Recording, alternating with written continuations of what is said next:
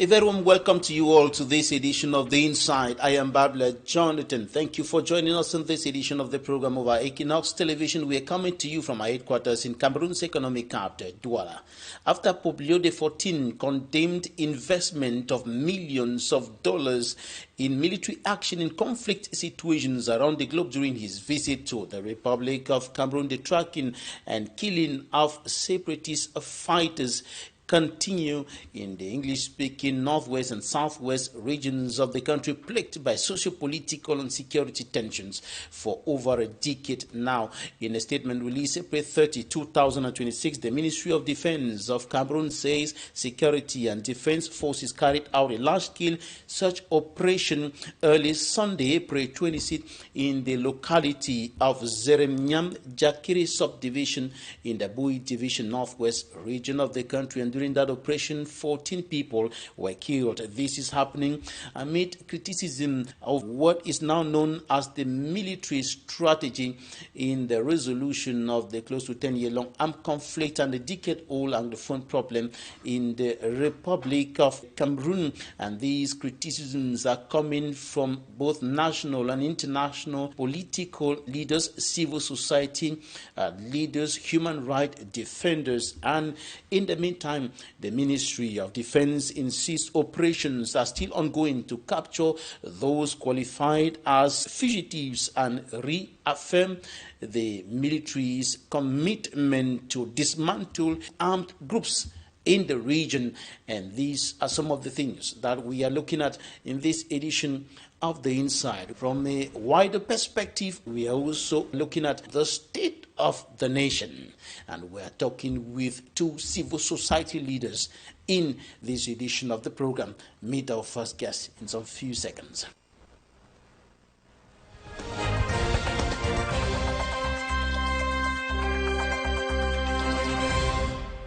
Dr. Emma OSONG is a multifaceted professional known as an aerospace system engineer, author, and social justice advocate.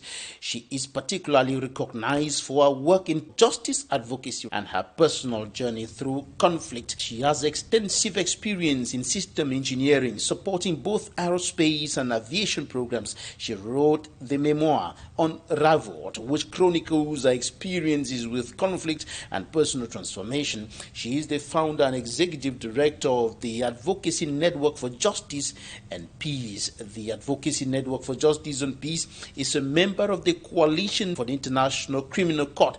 She has participated directly in Swiss-led and Canadian-led peace pre-negotiations on the Cameroon Anglophone crisis, including direct engagement with church leadership.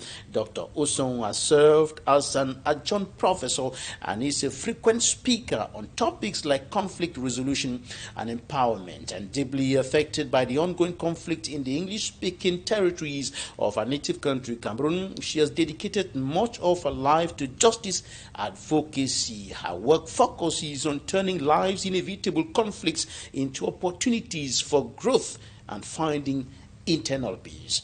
Dr. Emma OSONG, welcome to the program. Thank you, Mr. Babila. Glad to be here. I'm not sure if you can see me and I've properly connected. If so, then I'm glad to be here. It's been a minute since I last visited and had some discussion on current affairs or what's going on in the Republic of Cameroon. So glad to be here, and thank you for the invitation. Right, you're joining us from Maryland in the United States of America. Thank you so much for making our time for this conversation about the things happening in your native country, in your home country, Cameroon, and you've been very concerned about these happenings, reason why you focus much of your work on advocacy for justice. Correct, yes. A good part of what I do is around bringing justice to victims of conflict, and why not start in the place which is in your own backyard, bringing justice to the victims in my home. Right. You release an op-ed about the Pope's visit to Cameroon, and you highlighted a number of things. And after the Pope's visit, some of the things that you highlighted are being reflected in the happenings, the recent happenings in those two regions. I'm talking, for example, about the military operation in Zerenyam village in Jakiri in Bui division in the northwest region that led to the killing of 14 people. What's your take about this? Regrettable, Mr. Babila, and very good place for us to start a conversation today because these are the current events going on. So let me open by stating this, and I quote from the Pope: the masters of war pretend not to know that it takes a minute to destroy, 1 moment to destroy. These are the Pope's words, and a lifetime to rebuild. The Holy Father further went on to say, the world is ravaged by a handful of tyrants.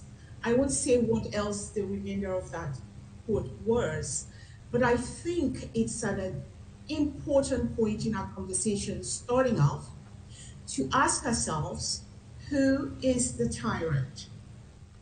Now, in your monologue, you started by saying that the military has just carried out a large-scale, quote, search operations during which it neutralized terrorists. I think, Mr. Babila, here is the point where we ask the question whether all the peace appeal, the sermons of the Holy Father, if any of that was taken into heart by the BI regime. So everything we've seen happen in Zerjam, and I'm sure I'm mispronouncing that village, just a few days ago, is in strict contradiction to the Holy Father's appeal, not only to the regime, but to the military and to the citizens. So the question here is this the true posture of the BI regime? I think the answer is naturally yes. We would say, and this incident, this past 26th of April, is a clear indication, Babila, of the warmongering stance of the regime. That is, a focus on military victory over the words of the pontiff calling on peace and brotherly love. The search operation is standing in clear contradictions to this appeal by the pontiff. I say that before the ink dried on the Holy Father's sermon, we find that there are killings going on. And I take a slight exception with your monologue that opened by stating, I think you said, killing of separatists. We find that through NGOs that are what actually went there, that these were cultural events taking place, and the majority of the victims are civilians. The majority of, so there are confirmation that this attack took place at a cultural celebration during which civilians are killed. Now, we're still reeling from the 2020 Gabu massacre. But let's take a few moments and contemplate the language used here. The military calls the Zeremyam operations targeted search operations for terrorists that are then neutralized. If we remember, and we are not people who forget our own history, a similar language in the case of Garbo said, the military said, they were conducting a reconnaissance operations against a fortified camp, targeting arms and narcotics. And oh, by the way, some fuel tanks or fuel containers exploded, and 5 people happened to have been casualties of that operations and died. And these operations were carried out by the government's military, Bataillon Intervention Rapide, or whatever arm of it operates in the deep of our villages, along with what is called a parallel militia, otherwise called, in some cases, a group of Fulani herds people who collaborated with the militia, the military. So what I'm saying here is, we have seen this playbook, Mr. Babila, where the language is very clear. In the case of Drzemyam, it is operations, targeted such operations on a terrorist camp. But we know for a fact it was a cultural celebration. So what happens during this playbook? There are a few things that happens, and we need to call them out so we can be clear-eyed why it's important that voices around the country and the world that truly want, including the Holy Fathers, that want to see what he appeals to everybody as peace actually take place and can take place. So the BR regime takes a posture of blaming, naming a specific target. Number 2, sanitizing and using language that sanitizes.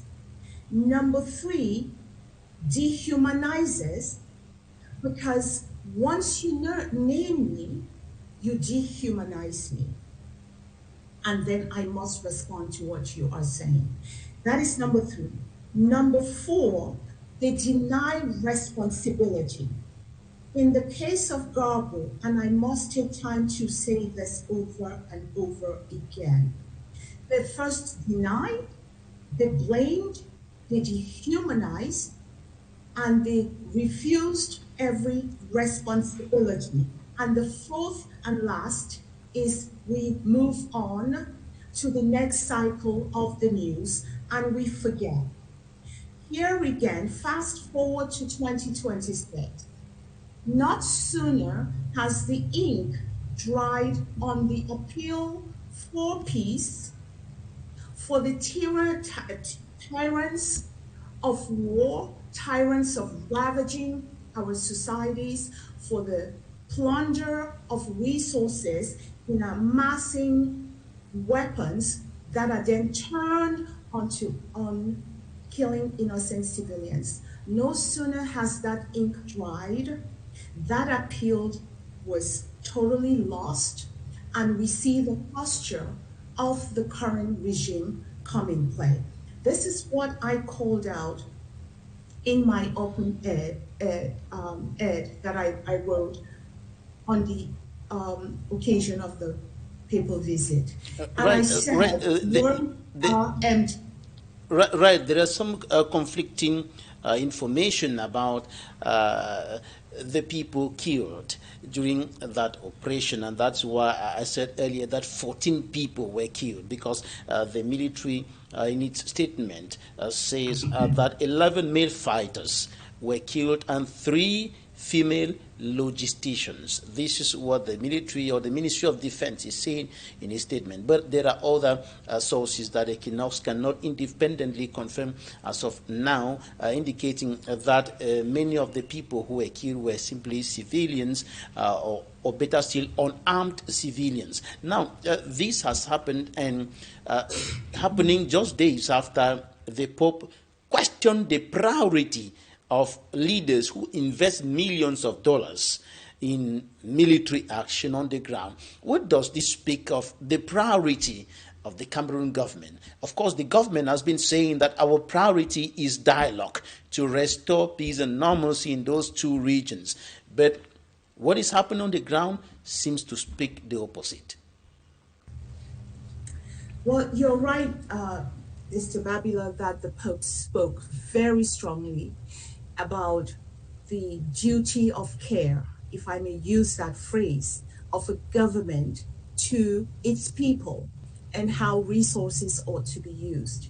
he clearly stated that he decries the use of the resources that otherwise should have gone to healthcare, education, infrastructure, that are being used instead to amass weapons that then get turned on civilians in military training and other things geared towards conflict. His words obviously were lost on this administration, if our previous conversation stands. But I think the point here that we need to talk about is, and oh, by the way, by some accounts, some newspapers on the ground in the Republic of Cameroon are reporting estimates over 50 billion for this papal visit. So if you take all of that into play, you ask yourself, at the same time, the Holy Father is visiting this part of the country. We have this amount of money being used, and even more in weapons. And then at the same time, the European Union is providing millions in assistance to Cameroon. It's just a contrasting picture that it creates dissonance. But we can keep that for now. As I said in my open op-ed, words are empty. We welcome the Holy Father's words. We as Christians, we believe that he is the moral authority when it comes to issues of the church and everything having to do with that. But words that do not get accompanied by action, we might as well put it on our walls and use them as decorations. So in my view, those statements about our resources going to amass weapons that are then used for destruction should become, in my view, from the Vatican, the win that puts diplomatic pressure first on the international community to really look into this part of the world and see how it can use some of its, as I call it, its power to bring the parties to the table. Number two, it should also be that pressure that is not just words, Mr. Babila, that is directed at he who has power, i.e. the regime, to bring them to do a few things. And these are release the prisoners, demilitarize the area, and agree and commit to credible, internationally backed dialogue. So if we talk about the Pope's visit, many Christians will tell you they were delighted, they felt blessed, the Pope spoke to their hearts and put his finger on what the problem was. You could quote the Pope in so many moments that are worth remembering. But as I said, they are just words if they are not accompanied by action. And now is the time for the Biya regime to truly take these words to heart. But as we have seen, what is happening in the village where civilians are killed in the name of fighting, quote, the Amber Boys. When will the killing end, Mr. Babila? And the question that remains today is, yeah, killing people, is it the way out? Is it solving any problem? Is it changing the situation? Is it putting an end to the conflict? Of course not. Of course not. We've seen that since, coming up 10 years? What is called the separatists, the Amber Boys. I think in another conversation I had mentioned that every young male, 13 and over in age, is now an endangered species if they encounter the military. Because if they are engaged in some kind of altercation and there is death, The easy go-to excuse is these were terrorists or amber boys that we could neutralize. There've been too many examples of this. We can go down the list in the past 10 years, and we'll find the same playbook. Uh, um, I am hard pressed to, to see a scenario where people are joyful on the streets. They are happy that the Holy Father has come. He has spoken truth to power. He looked them in the eye. And as I said earlier, he said the world is ravaged by a handful of tyrants, yet it is held together by multitude of our brothers and sisters. And as I said earlier, who here is the tyrant? And let me pause there for our audience to consider it. Right, Dr. Emma Osong, I want to have your take on the state of the nation. Your home country, Cameroon, is today in a situation described by many as precarious, with these security challenges, with socio-economic challenges, with political challenges. Issa Chiruma Bakari, who said that he won the 2025 presidential election, is still on exile as we speak now. And there are still a lot of young people, many young people, arrested within the context of the post-election protest who are still in detention till now. There are still people who are arrested in different occasions who are in detention till now as we speak, while the country is going through a situation that is described by many as precarious, with many Cameroonians living below the poverty line, unable to afford 3 square meals a day. What's your take? Well, my take on that, it's there's a saying in the parts that I live in now, and my heart still remains unapologetically tied to where my umbilical cord is. But I will quote it. They say it's easy to play the game perfectly when you're sitting on the bleachers. Until you step into the game, then you know just how difficult it is. It's easy for us in the diaspora to reflect on some of the challenges that are taking place back at home and have a well-structured analysis as to how dire the situation is. The only person that can tell you their situation are those of our brothers and sisters living day to day and subsisting on less than $2 a day, to the equivalent of $2 a day, in a region endowed with one of the large resources of oil untapped, bauxite and rare earth minerals, and all the resources that technology is hungry for and will pay billions of dollars for. But let me reflect on one thing. We've seen a country that at a time when, just at the time when its elections were contested, right, and the presumptive leader in the person of Issa Chiruma is now in exile. Hundreds of young people who came out to test what they see as their stolen election were either killed or jailed or somehow maimed.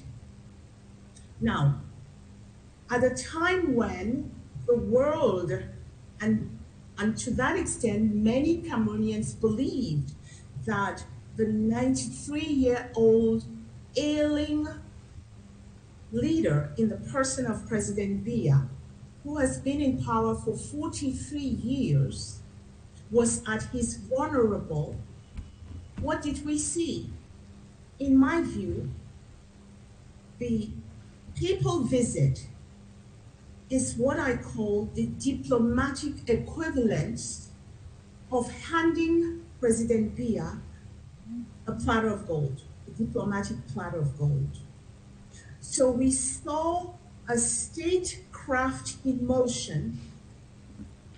We saw the choreographing of what you would see as a stable, diplomatic, and strong country.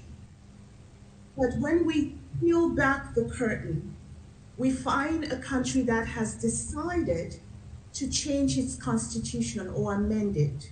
I'm not a constitutional scholar, neither am I a lawyer.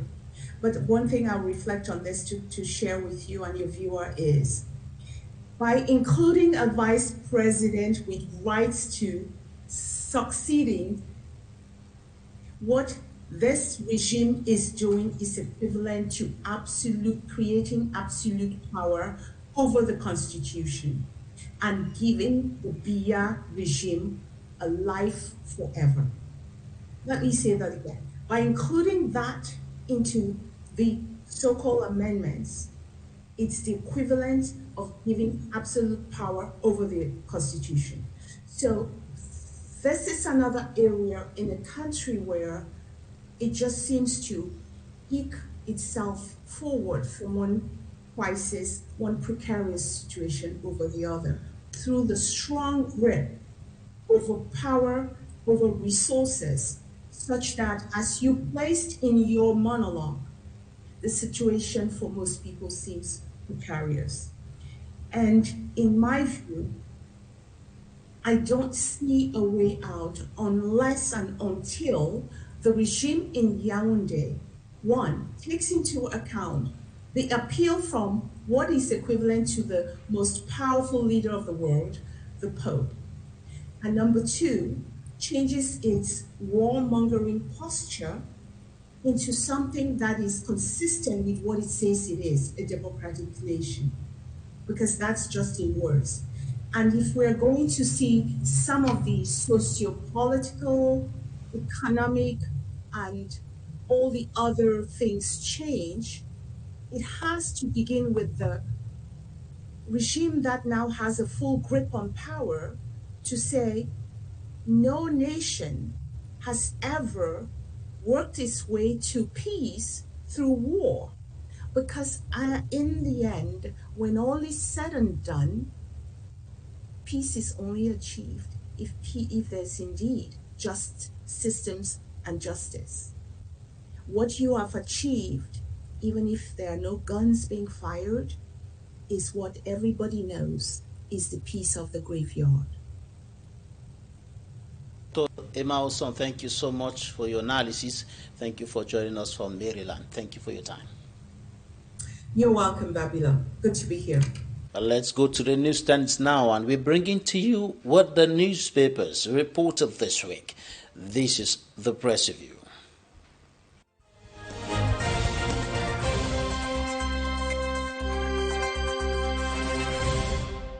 The post-Zeremnian Cultural Festival turns deadly after Pope's peace call. Army says victims were fighters. Locals insist most were civilians. Residents of Zeremnian in Jakiri, Bui Division, northwest region of Cameroon, are insisting that most of the 14 people killed during a military operation were unarmed civilians. The median, after pleading guilty of bank fraud, Eric Tato faces 30-year prison term in the United States. Maryland, U.S.-based separatist kingpin 39-year-old Eric Tato pleaded guilty to fraudulently obtaining $160,000 US in COVID-19 relief funds from the U.S. government, according to the U.S. Department of Justice, as reported by the media. The Voice reports that the Cameroon government has vowed to sanitize the mining sector through an anti-illegal gold mining operation led by the Interim Minister of Mines, Industry and Technological Development, Professor Fu Calistus Gentry. In the same vein, the Scoop writes, closing illegal gold mines in East, Minister Fu Calistus leads commando crackdown operation. The Guardian Post projects Minister Fu Calistus Gentry as a proactive minister who goes tough on illegal mining. On the front page of Municipal Update, the government of Cameroon underscores the credibility of the ongoing population and livestock census. And Cameroon Tribune tells its readers that Cameroon has respected its commitment with the United Nations in matters of human rights and democracy. The Guardian Post, appointment of Vice President, new government, general managers, Onatam, nation at standstill as bears coming days, now 4 months. The president had announced that in the coming days a new government was to be put in place, but this has not happened for 4 months now.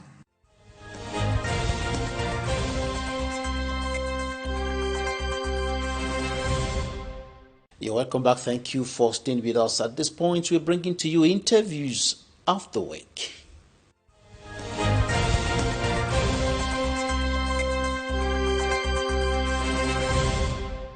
The masters of war pretend not to know that it takes only a moment to destroy. Yet often, a lifetime is often not enough to rebuild. They turn a blind eye to the fact that billions of dollars are spent on killing, on devastation, yet the resources needed for healing, education, and restoration are nowhere to be found. Those who rob your land of its resources generally invest much of the profit in weapons. Tracking down is not the solution, because when you track, you kill, or you put in prison, that is not the solution. Like I said, I've gone beyond the tracking down. I said you can kill all Anglophones, those that are living and those that are still to be born. Kill all of them, you have not solved the Anglophone problem. Kill all of them is not a victory. A victory is not in killing people. A victory is in listening to a people, understanding the problem, and solving it.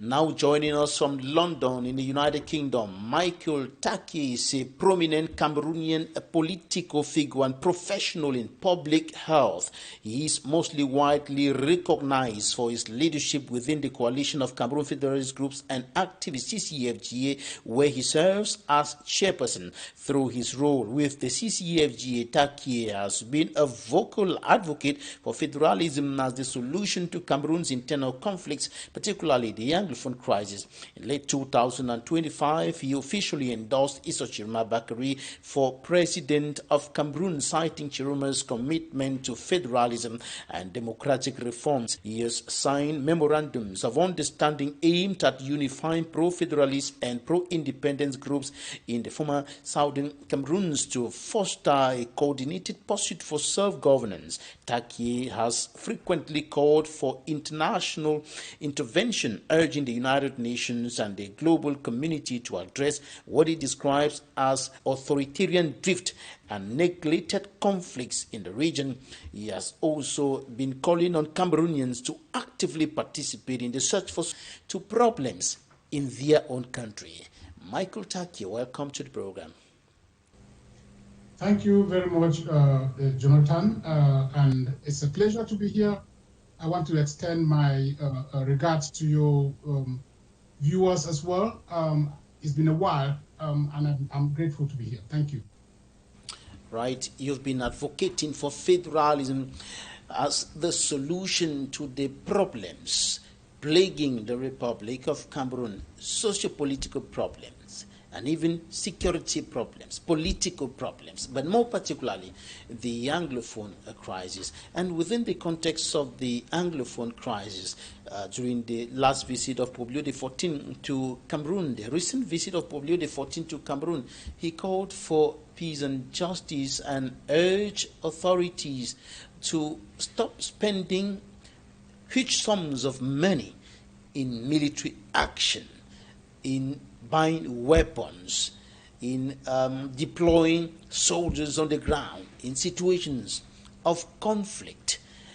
And shortly after that, the military carried out what it calls a large-scale search operation, tracking down and killing those qualified as separatists, but also sometimes, in some cases, in some circumstances, civilians in Zeremiam, in Jakiri, Bui Division, northwest region of the country. At least 14 people were killed during the last operation. What do you think about all these? Once again, thank you. I think it's a very sad situation. And before I proceed, I want to extend my heartfelt condolences to the bereaved families. And not only the bereaved families, but to Cameroonians at large, because these 14 persons are Cameroonians. They are not just statistics, these are human beings. On the other hand, I just want to say, these persons have lost their lives for a cause that is completely unjust. And this shouldn't have happened. This shouldn't have happened because we, especially those of us from the Federalist faction, we've identified that the problems in Cameroon will never be solved by the use of the gun, let alone somebody standing to fight a government institution like the one that we have in Cameroon. The military are state security, and you cannot stand to fight them in any way, shape, or form. So my condolences go to these families, and like I said, this shouldn't have happened. Coming back to the main point about the visit of the Pope, and him mentioning clearly that people should not be investing in military, or not be investing in weapons that end up in lives in this reckless manner. It's unfortunate, Mr. Babila, that it's not long ago that the Pope came to Cameroon, expressing a very profound position of peace. And by the way, before his visit, from the perspective of where some of us stand, I also belong to the Council for the Sovereignty of Cameroon, which was created to restore the truth of the ballot box of 2025. We clearly stated, and we believe that the Pope's visit shouldn't have actually happened at this moment, because it comes at a moment where Cameroon is going through very tough times, where we do not need any distraction from anywhere. Cameroonians have to take the lead in resolving their problems.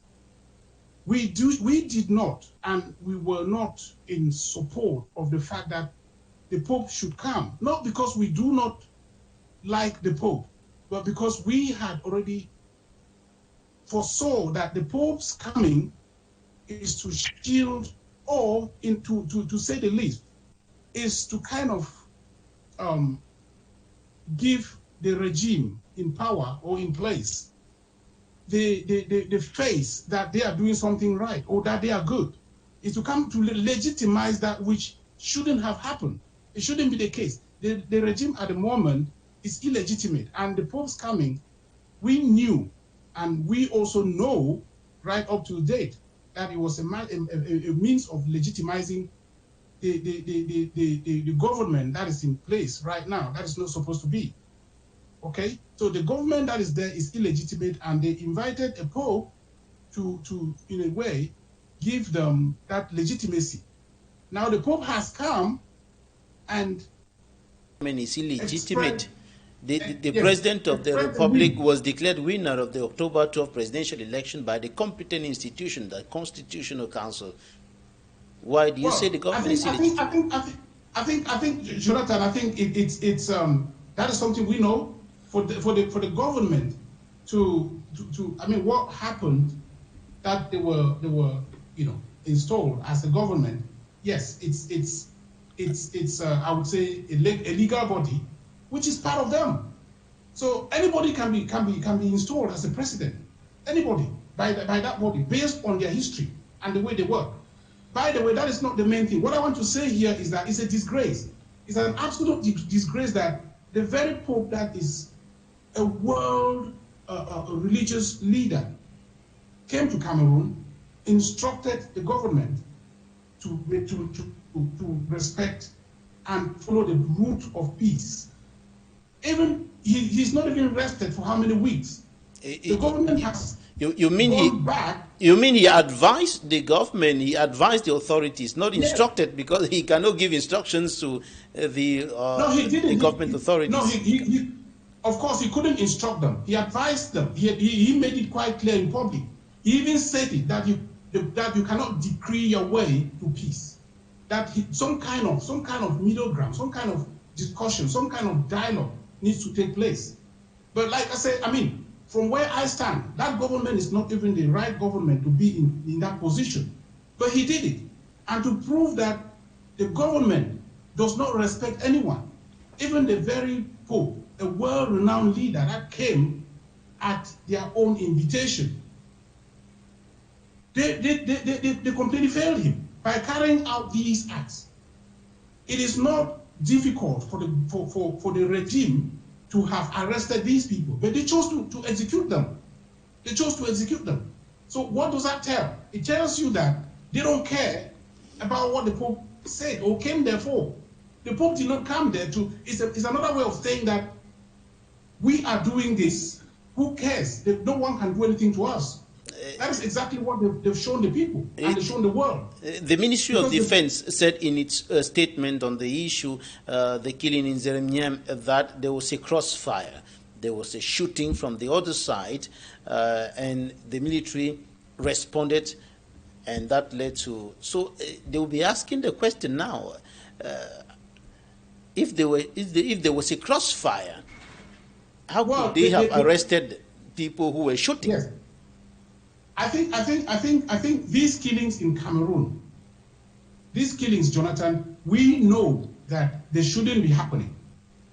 They shouldn't be happening because in the end, you will not even have a situation where they are thoroughly investigated and proper, or let's say an independent commission is set to investigate these killings. And the intentions, whatever they are not substantiated by any fact. These killings should stop, but unfortunately, they are continuing at a very delicate moment where we just had a world-renowned leader, a world-renowned religious leader visited Cameroon to advise or show the way for peace. And since then, a lot of Cameroonians are talking about peace. But just in between these discussions, look at what has happened. It's telling you that the government, that is not supposed to be, from where I stand, is, in fact, it's doing things as normal. You know, business as usual with them. When I mean business as usual, in a very negative light or negative perspective, because I do not see the reason why they would go, even at this moment, start killing people. There is no way I can sit here and say, oh yeah, they were supposed to kill someone because of maybe crossfire or whatever the case. This is a moment for Cameroon or Cameroonians to be thinking about the efforts in which some levels can be brought in the whole country, but not continuing the killings as usual. And with the Pope at the center, I think it's a disgrace because I'm sure the Pope will be asking very tough questions whether or not he visited Cameroon, and does this mean that he came and authorized or gave a kind of order that they should continue the killings? Is that what it means? I mean, to a common person, yes, because he did not even go too far. It's just a couple of weeks ago that he left Cameroon, and these are the things that are happening. People are dying. So people are now switching away from the mood of peace to some kind of security, insecurity. And where does that keep the country as a whole? It tells you that there is no government in Cameroon. There is no there is no legitimate government in Cameroon. People cannot be living in a country where instead of feeling protected, they are seeing corpses all over the place. It shouldn't be happening. It is a matter of, like I said, from where I stand, the country is being held hostage. There is a siege in Cameroon since 12 October 2025. That is the stage in which the country is. Nothing is going forward, nothing is moving backward. But instead, the country is held hostage by who? By the regime in power. How? Because the people did not vote this government. The people did not vote this government. The person that is supposed, the legitimate president of Cameroon, is somewhere in exile in the Gambia, and that is Mr. Issa Chiroma Bakari. That is the reason why, even up to today, what they are doing is just trying to patch up things, and things are not moving. The people, Cameroonians, there is usurpation in Cameroon right now, and abuse of the constitution in every way possible, because they want to legitimize their position as the real government of Cameroon. But we know that the people didn't vote this government. I can say this for a fact. There is evidence this government was not voted by the people. Well, the Constitutional Council, which is the competent body charged with the declaration of results of the presidential election, said President Paul Biya won. However, Michael Taki, when you look at the nation today, before we switch to something else, when you look at the situation in the conflict-hit regions of the country, the northwest and southwest regions of the country, where do you place government's priority? It's been talking about dialogue, saying that dialogue is the priority. Dialogue is the way forward. And that is why the major national dialogue was organized. And other authorities have also been saying that there are minor dialogues going on. There are dialogues at different levels continuing, because it's a continuous process. But with what is happening, the continuous tracking and killing of separatist fighters or suspected separatist fighters in the northwest and southwest regions, where do you place government's priority? Thank you very much. I think, as it stands right now, the people that are running that country shouldn't be there. Like I said, they shouldn't be there. They don't have a plan. For 43 years and counting, they do not have a plan. That is the reason why things are falling into pieces. They do not have a plan because, if you look at it from the 12th of October 2025, that Cameroonians went to the poll and voted. Nothing substantive is happening in Cameroon. You have a situation where the people that are there in Cameroon, in the name of government, I call it a loot. They are just enjoying their spoils. They don't really care about what are we supposed to do with this. That is what is going on. What are we supposed to do with this? There is no government in Cameroon. They have not even been able to form a government because, of course, we know for a fact there is a lot going on.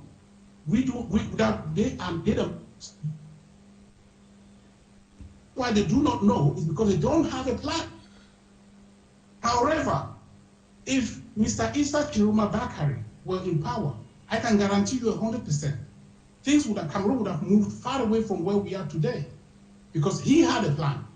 And the plan was, as part of it, we were supposed to have a federal government in Cameroon and a federal constitution that would give us the boundaries of this federation, a federal constitution that would define exactly what Cameroonians want. And for that to happen, it would have involved Cameroonians sitting on the table to discuss the future of their country.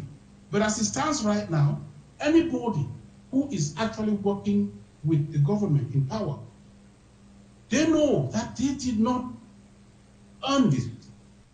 Okay? They did not earn this. They do not earn this. They do not earn the people's mandate. The people did not support this.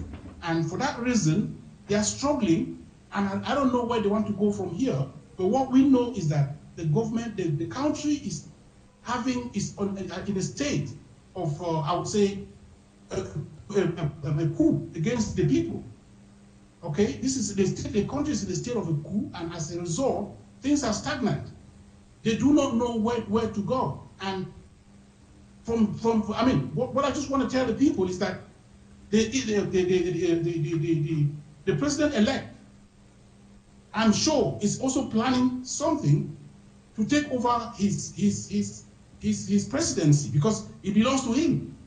So this is what the people should be working for. They shouldn't even be expecting any much or anything very important or something great about their future to happen from this government that has been holding them since 43 years ago. Well, as of now, the president of the Republic of Cameroon is Paul Biya, and there is a government headed by Chief Dr. Joseph John Gutte. I want to have your take, Michael Taki, on the state of the nation. The state of the nation, which is described by many as precarious, deplorable, with regards to the multiple socio-economic, security, and political problems which we've been talking about. But above the political problems, above the security problems, there are many Cameroonians who for several years have been living from hand to mouth, so to speak, have been living below the poverty line, unable to afford 3 square meals a day, suffering in misery, hardship, and chronic poverty. Thank you. I think that is a very sad picture you put there, which is true. It's absolutely true, because despite the fact that I'm where I am at the moment, I still have my family is in Cameroon. I have friends everywhere in Cameroon, and I have conversations with them about the state of the country, and there is nothing encouraging. There is nothing that people go to bed and look forward to wake up to the next day.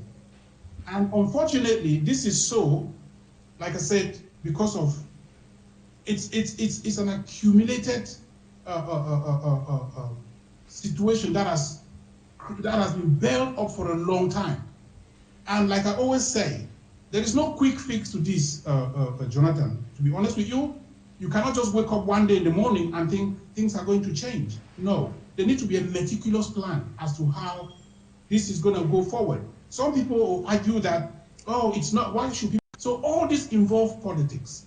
And we need good politics in place to address a lot of things. I wouldn't say the politicians in Cameroon are helping either.